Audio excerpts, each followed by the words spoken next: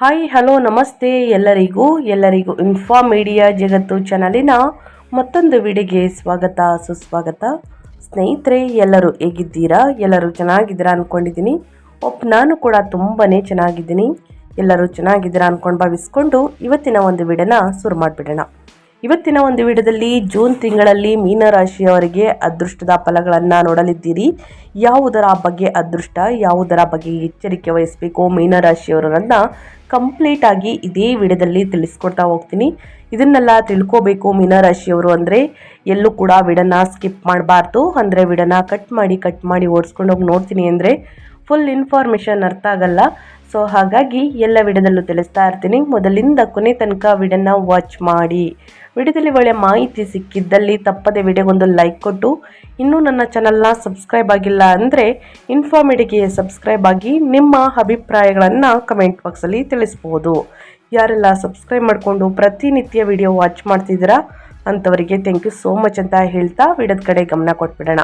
ಮೀನರಾಶಿಯವರಿಗೆ June 2026 ಭವಿಷ್ಯದ ಬಗ್ಗೆ ಹೇಳೋದಾದರೆ ಪ್ರಮುಖ ಮುಖ್ಯಾಂಶಗಳು ಬಂದು 5ನೇ ಮನೆಯಲ್ಲಿ ಭವ್ಯ ರಾಜಯೋಗ. ಜೂನ್ 2ರಂದು ನಿಮ್ಮ ರಾಶಿಯ ಅಧಿಪತಿಯಾಗಿರುವಂತಹ ಗುರುವು ಬುದ್ಧಿ ಸ್ಥಾನದಲ್ಲಿ ಉಚ್ಚ ಸ್ಥಿತಿಯನ್ನು ತಲುಪುವುದು ಒಂದು ಶ್ರೇಷ್ಠ ವರದಾನವಾಗಿದೆ. ನಿಮ್ಮ ಮಾನಸಿಕ ಸ್ಪಷ್ಟತೆ ಮತ್ತು ವಿಶ್ಲೇಷಣಾತ್ಮಕ ಕೌಶಲ್ಯಗಳು ಪ್ರಕಾಶಿಸಲಿವೆ. ಜೊತೆಗೆ ಸಂತಾನ ಭಾಗ್ಯದ ವಿಷಯದಲ್ಲಿ ದೊಡ್ಡ ಅದೃಷ್ಟ ಒಲಿಯಲಿದೆ ಅಂತಲೇ ಹೇಳಬಹುದು. ಇನ್ನು ಅಪಾರ ಧೈರ್ಯ ಮತ್ತು ಯಶಸ್ಸು. ಜೂನ್ 21ರಂದು ನಿಮ್ಮ ಧನ ಮತ್ತು ಭಾಗ್ಯಾಧಿಪತಿಯಾದ ಮಂಗಳನು ಪರಾಕ್ರಮದ 3ನೇ ಮನೆಗೆ ಪ್ರವೇಶಿಸುತ್ತಾರೆ. ಇದು ನಿಮ್ಮ ಆತ್ಮವಿಶ್ವಾಸವನ್ನು ಉತ್ತುಂಗಕ್ಕೇರಿಸುತ್ತದೆ ಮತ್ತು ಬಾಕಿ ಉಳಿದಿರುವ ಕೆಲಸಗಳನ್ನು ಸುಲಭವಾಗಿ ಪೂರ್ಣಗೊಳಿಸಲು ಸಹಾಯವನ್ನು ಮಾಡುತ್ತದೆ. ಇನ್ನು ಆದಷ್ಟು ಮನೆಯಲ್ಲಿ ತಾಳ್ಮೆ ಅಗತ್ಯ ಮೀನರಾಶಿಯವರಿಗೆ. ಯಾಕಂದರೆ ಜೂನ್ 15ರ ನಂತರ 4ನೇ ಮನೆಯಲ್ಲಿ ಸೂರ್ಯನ ಸಂಚಾರವು ಮನೆಯಲ್ಲಿ ದರ್ಪದ ವಾತಾವರಣವನ್ನು ತರಬಹುದು.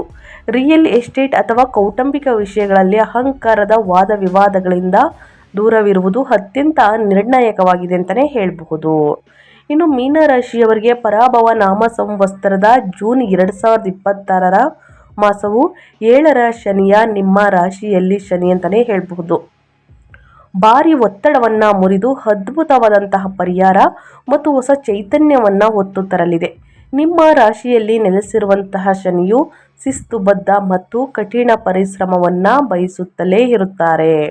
ಜೂನ್ 2ರಂದು ನಿಮ್ಮ ರಾಶಿಯ ಅಧಿಪತಿ ಗುರುವು ತನ್ನ ಉಚ್ಚ ಸ್ಥಾನವನ್ನು ಪಡೆಯಲು 5ನೇ ಮನೆಗೆ ಅಂದರೆ ಕಟಕ ರಾಶಿಗೆ ಪ್ರವೇಶಿಸುವುದು ಇಂದಿನ ಕತ್ತಲೆಯನ್ನು ಓಡಿಸುವಂತಹ ದೈವಿಕ ಬೆಳಕಿನಂತೆ ಕಾರ್ಯನಿರ್ವಹಿಸುತ್ತದೆ.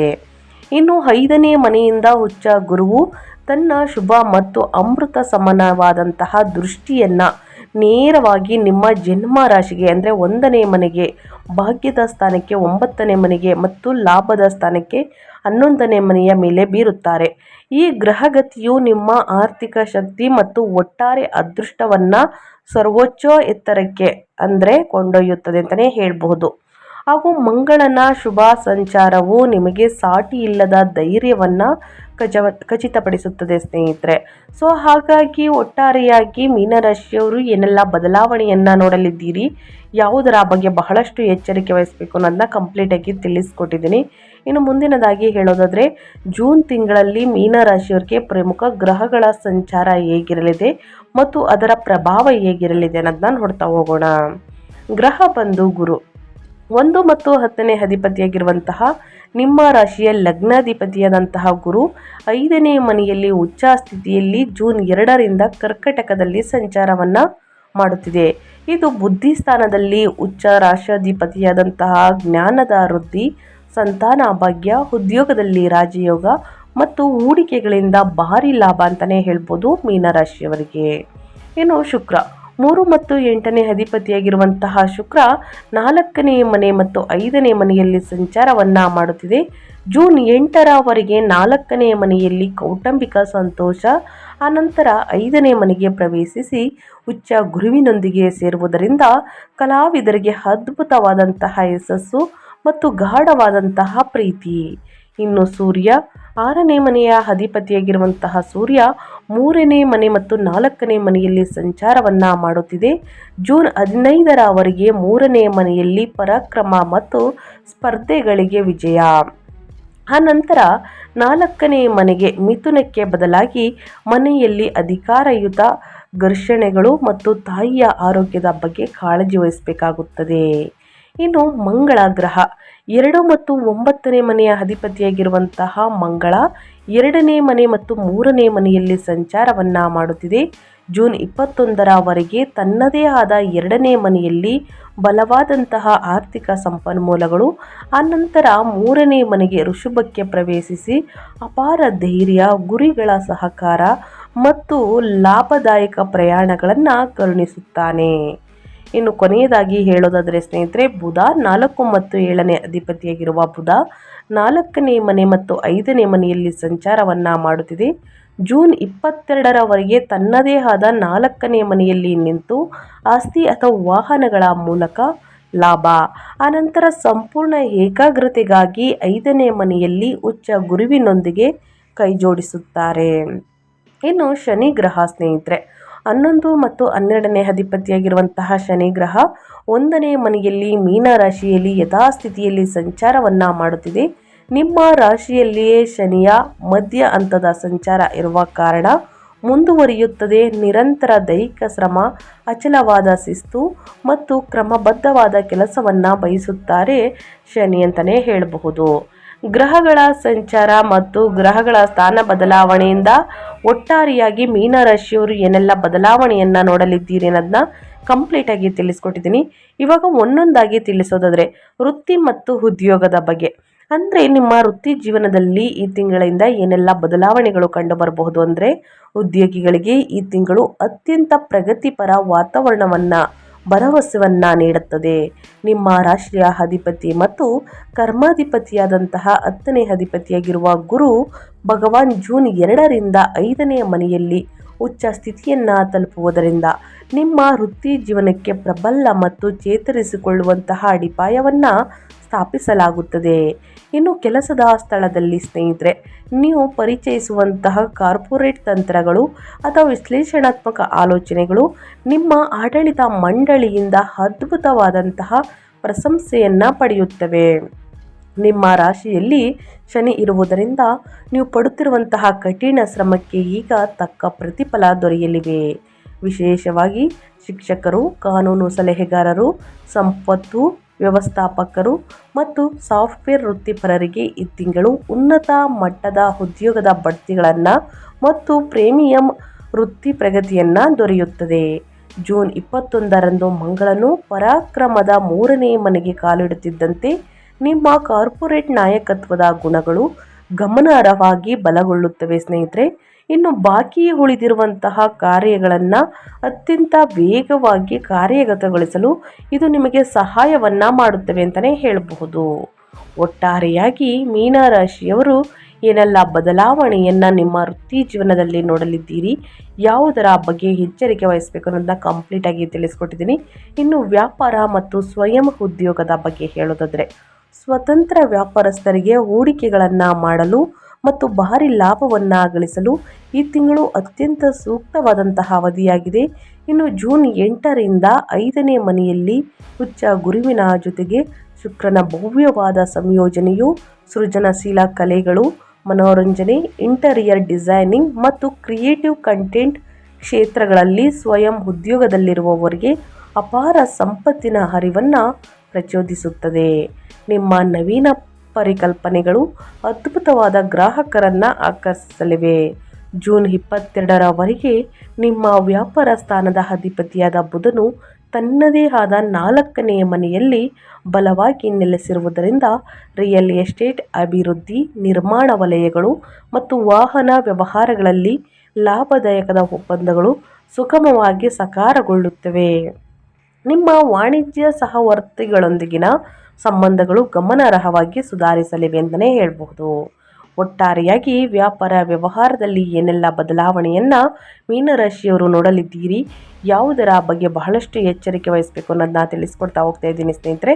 ಇನ್ನು ಮುಂದಿನದಾಗಿ ಹೇಳೋದಾದರೆ ನಿಮ್ಮ ಹಣಕಾಸಿನ ಸ್ಥಿತಿ, ಅಂದರೆ ಆರ್ಥಿಕ ಸ್ಥಿತಿ ಮತ್ತು ಸಂಪತ್ತು ಬಗ್ಗೆ ಹೇಳೋದಾದರೆ, ಮೀನರಾಶಿಯವರು ಜೂನ್ 8ರಿಂದ ಏನೆಲ್ಲ ಬದಲಾವಣೆಯನ್ನು ನೋಡಲಿದ್ದೀರಿ ಅಂದರೆ, ಒಟ್ಟಾರೆಯಾಗಿ ನಿಮ್ಮ ಆರ್ಥಿಕವಾಗಿ ಈ ತಿಂಗಳು ನಿಮ್ಮನ್ನು ಸಂಪೂರ್ಣವಾಗಿ ವೃತ್ತಿಪಡಿಸಲಿದೆ. ಅಂದರೆ ತೃಪ್ತಿಪಡಿಸಲಿದೆ ಸ್ನೇಹಿತರೆ. 5ನೇ ಮನೆಯಲ್ಲಿರುವ ಹುಚ್ಚ ಗುರುವು ನಿಮ್ಮ ಲಾಭದ ಸ್ಥಾನ 11ನೇ ಮನೆ ಮತ್ತು ಭಾಗ್ಯದ ಸ್ಥಾನ 9ನೇ ಮನೆಯ ಮೇಲೆ ಶುಭ ದೃಷ್ಟಿಯನ್ನ ಬೀರುತ್ತಿರುವುದರಿಂದ ಅದ್ಭುತವಾದಂತಹ ಧನಯೋಗವನ್ನು ತೆರೆದುಕೊಳ್ಳುತ್ತದೆ. ಷೇರು ಮಾರುಕಟ್ಟೆ, ವ್ಯಾಪಾರ ಅಥವಾ ಬಂಡವಾಳ ಹೂಡಿಕೆಗಳು ಅತ್ಯಂತ ಲಾಭದಾಯಕ ಆದಾಯವನ್ನು ನೀಡಲಿವೆ. ನಿಮ್ಮ ಧನಾಧಿಪತಿಯಾದ ಮಂಗಳನು ಜೂನ್ 21ರವರೆಗೆ ತನ್ನದೇ ಆದ ಮನೆಯಲ್ಲಿ ಅತ್ಯಂತ ಸುಂದರವಾಗಿ ನೆಲೆಸಿರುವುದರಿಂದ ಆರ್ಥಿಕ ಸಂಪನ್ಮೂಲಗಳು ಯಾವುದೇ ಅಡಚಣೆ ಇಲ್ಲದೆ ನಿಮ್ಮ ಕೈ ಸೇರಲಿವೆ. ಇನ್ನು ಪೂರ್ವಜರ ಆಸ್ತಿಗಳ ಮೂಲಕ ಅಥವಾ ದೀರ್ಘಕಾಲದಿಂದ ಬಾಕಿ ಉಳಿದಿದ್ದ ಹಣದ ಮೂಲಕ ಹಠಾತ್ ಲಾಭಗಳು ಸಹಕಾರಗೊಳ್ಳುತ್ತವೆ ಅಂತಲೇ ಹೇಳಬಹುದು. ನಿಮ್ಮ ರಾಶಿಯಲ್ಲಿ ಶನಿ ಇರುವುದರಿಂದ ಈ ಬರುವಂತಹ ಆದಾಯವನ್ನು ದೀರ್ಘಕಾಲೀನ ರಿಯಲ್ ಎಸ್ಟೇಟ್ ಆಸ್ತಿಗಳು ಅಥವಾ ಸ್ಥಿರ ಹೂಡಿಕೆಗಳಲ್ಲಿ ಸುರಕ್ಷಿತವಾಗಿ ಭದ್ರಪಡಿಸಿಕೊಳ್ಳುವುದು ಹೆಚ್ಚು ಸೂಕ್ತವಾಗಿದೆ ಅಂತಲೇ ಹೇಳ್ಬೋದು ಮೀನರಾಶಿಯವರಿಗೆ. ಸ್ನೇಹಿತರೆ, ಹಣಕಾಸಿನ ವಿಚಾರದಲ್ಲಿ ಯಾವುದರ ಬಗ್ಗೆ ಎಚ್ಚರಿಕೆ ವಹಿಸಬೇಕು, ಏನೆಲ್ಲ ಅದೃಷ್ಟದ ಫಲಗಳನ್ನು ಗಳಿಸಲಿದ್ದೀರಿ ಅಂತ ತಿಳಿಸ್ಕೊಡ್ತಾ ಹೋಗ್ತಾ ಇದ್ದೀನಿ. ಇನ್ನು ಮುಂದಿನದಾಗಿ ನಿಮ್ಮ ಹೆಲ್ತ್ ಬಗ್ಗೆ, ನಿಮ್ಮ ಆರೋಗ್ಯ ಮತ್ತು ಯೋಗಕ್ಷೇಮದ ಬಗ್ಗೆ ಹೇಳೋದಾದರೆ ಸ್ನೇಹಿತರೆ, ಏನೆಲ್ಲ ಬದಲಾವಣೆಯನ್ನು ಮೀನರಾಶಿಯವರು ನೋಡಲಿದ್ದೀರಿ, ಯಾವುದರ ಬಗ್ಗೆ ಎಚ್ಚರಿಕೆ ವಹಿಸಬೇಕು ಅಂದರೆ, ನಿಮ್ಮ ಜನ್ಮ ರಾಶಿಯಲ್ಲಿ ಶನಿಯು ಸಂಚರಿಸುತ್ತಿರುವುದರಿಂದ ಸಾಂದರ್ಭಿಕವಾಗಿ ತಾತ್ಕಾಲಿಕ ಆಲಸ್ಯ, ದೈಹಿಕ ಆಯಾಸ ಅಥವಾ ಸಣ್ಣ ಪುಟ್ಟ ಕೀಲು ನೋವುಗಳನ್ನು ಉಂಟು ಮಾಡಬಹುದಾದರೂ ನಿಮ್ಮ ರಾಶಿಯ ಮೇಲೆ 5ನೇ ಮನೆಯ ಮೇಲೆ ಹುಚ್ಚ ಗುರುವಿನ ಮಂಗಳಕರ ದೃಷ್ಟಿಯು ದೈವಿಕ ರಕ್ಷಣಾ ಕವಚವಾಗಿ ಕಾರ್ಯನಿರ್ವಹಿಸುತ್ತದೆ. ಇದು ನಿಮ್ಮ ಮೂಲಭೂತ ಜೀವನ ಶಕ್ತಿಯನ್ನು ರಕ್ಷಿಸುತ್ತದೆ ಅಂತಲೇ ಹೇಳಬಹುದು ಮತ್ತು ನಿಮ್ಮ ರೋಗ ನಿರೋಧಕ ಶಕ್ತಿಯನ್ನು ಗಮನಾರ್ಹವಾಗಿ ಸುಧಾರಿಸುತ್ತದೆ. ಇಂದಿನ ದೈಹಿಕ ತೊಡಕುಗಳಿಂದ ತ್ವರಿತವಾಗಿ ಚೇತರಿಸಿಕೊಳ್ಳಲು ಸಹಾಯವನ್ನು ಮಾಡುತ್ತದೆ. ಆದಾಗ್ಯೂ ಜೂನ್ 15ರಂದು ಸೂರ್ಯನು ನಿಮ್ಮ 4ನೇ ಮನೆಗೆ ಎದೆಯ ಭಾಗವನ್ನು ಸೂಚಿಸುವ ಕಾರಣ ಪ್ರವೇಶಿಸುವುದು ಅಂದರೆ 4ನೇ ಮನೆಗೆ ದೇಹದ ಉಷ್ಣತೆಯನ್ನು ಹೆಚ್ಚಿಸಬಹುದು. ಗ್ಯಾಸ್ಟ್ರಿಕ್ ಆಮ್ಲೀಯತೆ, ಎದೆಯುರಿ ಅಥವಾ ರಕ್ತದೊತ್ತಡದಲ್ಲಿ ಸಣ್ಣ ಪುಟ್ಟ ವ್ಯತ್ಯಾಸಗಳು ಕಾಣಿಸಿಕೊಳ್ಬಹುದು. ಆರೋಗ್ಯಕರ ಸ್ವಚ್ಛವಾದ ಆಹಾರ ಪದ್ಧತಿಯನ್ನು ಅಳವಡಿಸಿಕೊಳ್ಳುವುದು ಮತ್ತು ಮಾನಸಿಕ ಒತ್ತಡವನ್ನು ನಿವಾರಿಸುವುದು ನಿಮ್ಮ ಯೋಗಕ್ಷೇಮವನ್ನು ಸಂಪೂರ್ಣವಾಗಿ ಪರಿಪೂರ್ಣವಾಗಿರಿಸುತ್ತದೆ. ಆದಷ್ಟು ಮಸಾಲೆ ಇರುವಂತಹ ಊಟ, ತಿಂಡಿ ತಿನಿಸುಗಳನ್ನು ತಿನ್ನುವುದು, ಎಣ್ಣೆಯಲ್ಲಿ ಕರಿದಂತಹ ತಿಂಡಿ ತಿನಿಸುಗಳನ್ನು, ಜಂಕ್ ಫುಡ್ಡನ್ನು ಸೇವಿಸುವುದರಿಂದ ಸಾಕಷ್ಟು ನಿಮ್ಮ ಆರೋಗ್ಯದಲ್ಲಿ ಸಮಸ್ಯೆಗಳು ಉದ್ಭವವಾಗಬಹುದು. ಆದಷ್ಟು ನಿಮ್ಮ ಆರೋಗ್ಯದ ಬಗ್ಗೆ ಅಂದರೆ ಆರೋಗ್ಯಕರ ಸ್ವಚ್ಛವಾದ ಆಹಾರ ಪದ್ಧತಿಯನ್ನು ಅಳವಡಿಸಿಕೊಳ್ಳುವುದು ಮೀನರಾಶಿಯವರಿಗೆ ಬಹಳ ಅಂದರೆ ಬಹಳ ಮುಖ್ಯ ಸ್ನೇಹಿತರೆ. ಇನ್ನು ಮುಂದಿನದಾಗಿ ಹೇಳೋದಾದರೆ ಕುಟುಂಬ ಮತ್ತು ವೈಯಕ್ತಿಕ ಸಂಬಂಧಗಳ ಬಗ್ಗೆ ಏನೆಲ್ಲ ಬದಲಾವಣೆಯನ್ನು ನೋಡಲಿದ್ದೀರಿ, ಯಾವುದರ ಬಗ್ಗೆ ಎಚ್ಚರಿಕೆ ವಹಿಸಬೇಕು ಅಂದರೆ, ನಿಮ್ಮ ವೈಯಕ್ತಿಕ ಜೀವನವು ಆಳವಾದಂತಹ ಪ್ರೀತಿ ಮತ್ತು ಸೌಹಾರ್ದತೆಯಿಂದ ಸಮೃದ್ಧವಾಗಲಿದೆ.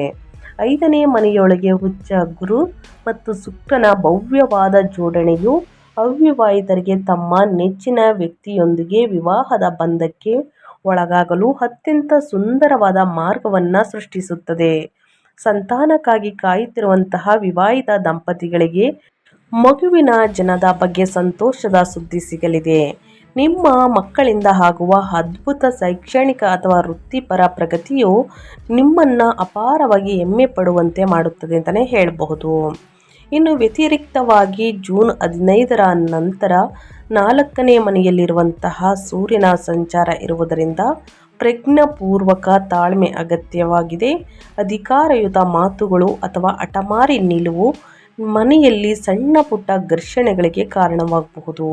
ರಿಯಲ್ ಎಸ್ಟೇಟ್ ಅಥವಾ ಕೌಟುಂಬಿಕ ವಿಷಯಗಳಲ್ಲಿ ಅಹಂಕಾರದ ವಾದ ವಿವಾದಗಳಿಂದ ದೂರವಿರುವುದು ಖಚಿತಪಡಿಸುತ್ತಿದೆ. ಗ್ರಹಗಳು ಮತ್ತು ನಿಮ್ಮ ತಾಯಿಯ ಆರೋಗ್ಯವನ್ನು ವಾಡಿಕೆಯ ಕಾಳಜಿಯಿಂದ ಗಮನಿಸಬೇಕಾಗುತ್ತದೆ ಸ್ನೇಹಿತರೆ. ಮನೆಯಲ್ಲಿ ಶುಭ ಕಾರ್ಯಗಳು ನಡೆಯಲಿದೆ. ನಿಮ್ಮ ನೆಚ್ಚಿನ ವ್ಯಕ್ತಿಗಳೊಂದಿಗೆ ಮದುವೆ ಯೋಗ ಇದೆ ಅಂತಲೇ ಹೇಳ್ಬೋದು. ಮೀನರಾಶಿಯವರಿಗೆ ಸಂತಾನ ಬಗ್ಗೆ ವಾರ್ತೆಯನ್ನು ಕೂಡ ಕೇಳಲಿದ್ದೀರಿ. ಈ 2 ಶುಭ ವಾರ್ತೆ ಸಿಗಲಿದೆ ಅಂತಲೇ ಹೇಳ್ಬೋದು. ಇನ್ನು ವಿದ್ಯಾರ್ಥಿಗಳ ಬಗ್ಗೆ ಹೇಳೋದಾದರೆ ಸ್ನೇಹಿತರೆ, ಶಿಕ್ಷಣದಲ್ಲಿ ಏನೆಲ್ಲ ಬದಲಾವಣೆಗಳು ಕಂಡು ಬರಬಹುದು ಅನ್ನೋದನ್ನ ನೋಡೋದಾದರೆ, ವಿದ್ಯಾರ್ಥಿಗಳು ನಿಜವಾದ ಸುವರ್ಣ ಯುಗಕ್ಕೆ ಕಾಲಿಡುತ್ತಿದ್ದಾರೆ. ನಿಮ್ಮ ವಿದ್ಯಾಸ್ಥಾನದಲ್ಲಿ ಗುರು ಮತ್ತು ಶುಕ್ರರು ಅತ್ಯಂತ ಸುಂದರವಾಗಿ ಸಮೃದ್ಧವಾಗಿರುವುದರಿಂದ ಜೂನ್ 22ರಂದು ನಿಮ್ಮ 4ನೇ ಅಧಿಪತಿಯಾದ ಬುಧನು ಅವರೊಂದಿಗೆ ಸೇರುವುದರಿಂದ ನಿಮ್ಮ ಸಂಪೂರ್ಣ ಏಕಾಗ್ರತೆ ಮತ್ತು ನೆನಪಿನ ಶಕ್ತಿ ಉತ್ತುಂಗವನ್ನು ತಲುಪುತ್ತದೆ. ಇನ್ನು ಸ್ಪರ್ಧಾತ್ಮಕ ಪರೀಕ್ಷೆಗಳು ಅಂದರೆ ಕಲಿತಾ ಕಲೆಗಳು, ಬಿಸ್ನೆಸ್, ಮ್ಯಾನೇಜ್ಮೆಂಟ್ ಅಥವಾ ಆಳವಾದಂತಹ ಸಂಶೋಧನೆಗೆ ತಯಾರಿಯನ್ನು ನಡೆಸುತ್ತಿರುವಂತಹ ಅಭ್ಯರ್ಥಿಗಳು ರಾಷ್ಟ್ರೀಯ ಮಟ್ಟದಲ್ಲಿ ಉನ್ನತ ಶ್ರೇಣಿಗಳನ್ನು ಪಡೆಯುತ್ತಾರೆ ಸ್ನೇಹಿತರೆ. ವಿದೇಶಿ ಪ್ರವಾಸವನ್ನು ಬಯಸುವವರು ತಮ್ಮ ಪ್ರಕ್ರಿಯೆಗಳನ್ನು ಅತ್ಯಂತ ಸುಲಭವಾಗಿ ಅಂತಿಮಗೊಳಿಸಲಿದ್ದಾರೆ. ಒಟ್ಟಾರೆಯಾಗಿ ಹೇಳೋದಾದರೆ ಕಷ್ಟಪಟ್ಟು ಅಧ್ಯಯನದ ಕಡೆ ಗಮನ ಕೊಟ್ಟಿದ್ದಲ್ಲಿ ಮೀನರಾಶಿಯ ವಿದ್ಯಾರ್ಥಿಗಳು ಪ್ರತಿದಿನ ಆಸಕ್ತಿಯಿಂದ ಏಕಾಗ್ರತೆಯಿಂದ ಅಧ್ಯಯನವನ್ನು ಮಾಡಿದಲ್ಲಿ ಉನ್ನತ ಫಲಿತಾಂಶವನ್ನು ಗಳಿಸುವುದಕ್ಕೆ ಖಂಡಿತವಾಗಿಯೂ ಸಾಧ್ಯವಾಗಲಿದೆ. ಸೊ ಹಾಗಾಗಿ ಪ್ರತಿದಿನ ಅಧ್ಯಯನವನ್ನು ಮಾಡಿ ಮುಂದಿನ ದಿನಗಳಲ್ಲಿ ನೀವೇ ನೋಡಲಿದ್ದೀರಿ ಆ ಅದೃಷ್ಟದ ಫಲಿತಾಂಶವನ್ನು. ಸ್ನೇಹಿತರೆ, ಮೀನರಾಶಿಯವರು ಏನೆಲ್ಲ ಅದೃಷ್ಟವನ್ನು ನೋಡಲಿದ್ದೀರಿ, ಯಾವುದರ ಬಗ್ಗೆ ಎಚ್ಚರಿಕೆ ವಹಿಸಬೇಕು ಅನ್ನೋದನ್ನ ಕಂಪ್ಲೀಟಾಗಿ ತಿಳಿಸ್ಕೊಟ್ಟಿದ್ದೀನಿ. ಇನ್ನು ಸಮಸ್ಯೆಗಳಿಗೆ ಪರಿಹಾರವನ್ನು ತಿಳಿಸ್ಕೊಡಲ್ವ ಅಂದರೆ ಖಂಡಿತವಾಗಿಯೂ ನನ್ನ ಚಾನಲ್ನಲ್ಲಿ ಪ್ರತಿ ವಿಡಿಯೋಗೂ ಪರಿಹಾರವನ್ನು ತಿಳಿಸ್ಕೊಡ್ತೀನಿ.